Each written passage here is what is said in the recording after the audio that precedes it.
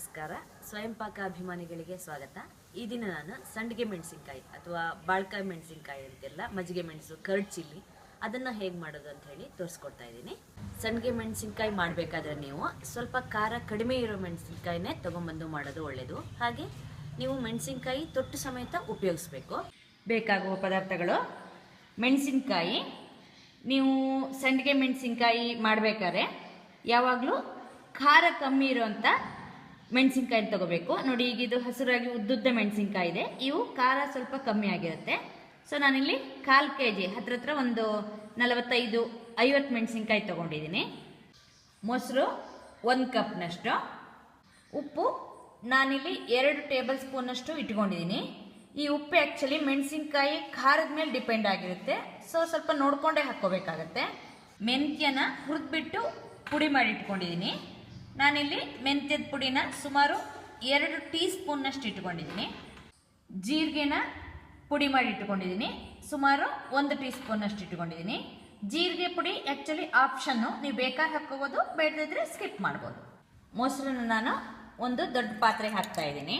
ಮೊಸರಿಗೆ ಉಪ್ಪು, ಮೆಂತ್ಯದ ಪುಡಿ, ಜೀರಿಗೆ ಪುಡಿ ಹಾಕ್ಬಿಟ್ಟು ಚೆನ್ನಾಗಿ ಒಂದ್ಸಲ ಮಿಕ್ಸ್ ಮಾಡ್ಕೊಳ್ಳೋಣ.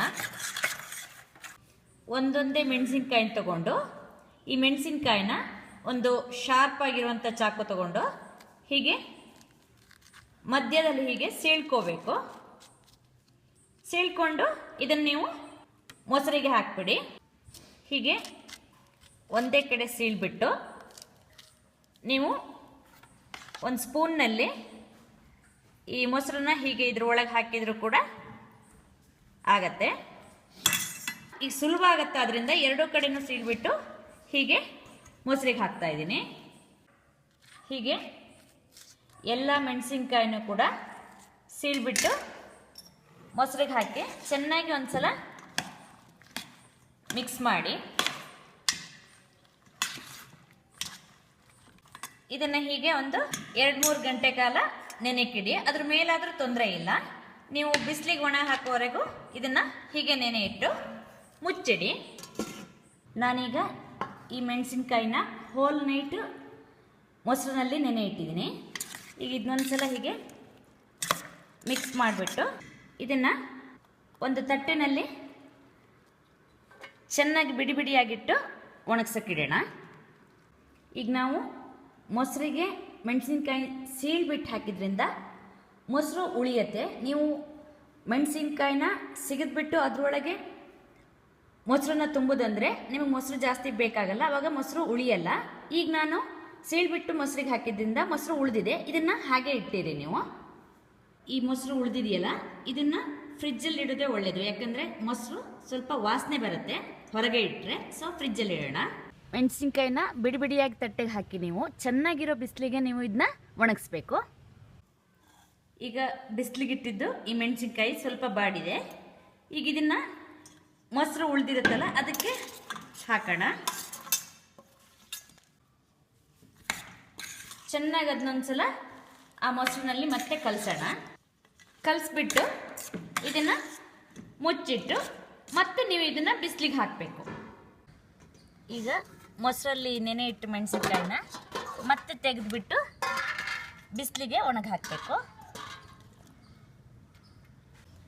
ಈಗಿಲ್ಲಿ ನಾನು ಇಟ್ಕೊಂಡು ಮೊಸರಷ್ಟು ಖಾಲಿಯಾಗಿದೆ. ಅಕಸ್ಮಾತ್ ನಿಮಗೆ ಮೊಸರು ಉಳಿತು ಅಂದರೆ ನೀವು ಬಿಸಿಲಿಗೆ ಒಣಗಿ ಹಾಕಿದ ಮೆಣಸಿನ್ಕಾಯಿನ ಮತ್ತೆ ತಂದು ಈ ಮೊಸರಿಗೆ ಹಾಕಿಬಿಟ್ಟು ಮತ್ತೆ ಒಣಗಿ ಹಾಕಬೇಕು. ಈಗ ಮೆಣಸಿನ್ಕಾಯಿ ನಾನು ಚೆನ್ನಾಗಿ ಬಿಸಿಲಲ್ಲಿ ಒಣಗಿಸಿದ್ದೀನಿ. ಇದರಲ್ಲಿ ನೀರಿನ ಅಂಶ ಎಲ್ಲ ಹೋಗಿದೆ. ನೋಡಿ, ಗರಿ ಗರಿಯಾಗಿ ಚೆನ್ನಾಗಿ ಒಣಗಿದೆ. ಚೆನ್ನಾಗಿ ಒಣಗಿದ ಮೇಲೆ ನೀವು ಇದನ್ನು ಒಂದು ಡಬ್ಬಕ್ಕೆ ಹಾಕಿ ಮುಚ್ಚಿಟ್ಕೊಂಡು ಬೇಕಾದಾಗ ಅದನ್ನು ಕರೆದು ಉಪಯೋಗಿಸ್ಕೋಬೋದು. ಒಂದು ಬಾಣಲೆಗೆ ಕರಿಲಿಕ್ಕೆ ಬೇಕಾಗುವಷ್ಟು ಎಣ್ಣೆ ಹಾಕಿಬಿಟ್ಟು ಕಾಯ್ಲಿಕ್ಕಿಡಿ. ಈಗ ಚೆನ್ನಾಗಿ ಎಣ್ಣೆ ಕಾದಿದೆ, ಇದಕ್ಕೆ ಮೆಣಸಿನ್ಕಾಯಿ ಹಾಕಿಬಿಟ್ಟು ಕರಿಬೇಕು. ಇದೇನು ಹೆಚ್ಚೊತ್ತು ತಗೊಳ್ಳಲ್ಲ ಕರಿಲಿಕ್ಕೆ, ಬೇಗ ಆಗಿಬಿಡತ್ತೆ. ಇಷ್ಟು ಬ್ರೌನ್ ಕಲರೇ ಬರುತ್ತಿದ್ದು. ಇದನ್ನ ಒಂದು ತಟ್ಟೆಗೆ ತೆಗೆದ್ಬಿಡೋಣ.